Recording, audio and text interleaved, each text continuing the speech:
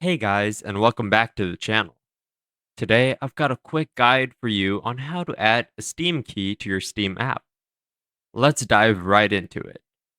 The first thing you want to do is open up your Play Store. Once you're in, search for and download the Steam application. Make sure to install it on your phone.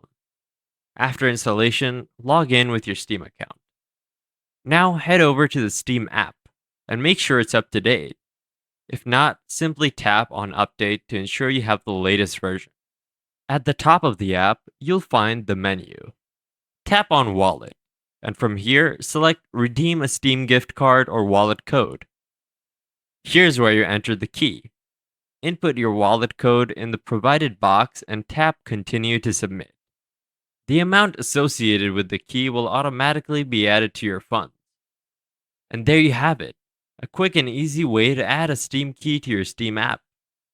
If you found this guide helpful, give it a thumbs up. Subscribe for more gaming tips and stay tuned for the next one. Thanks for watching.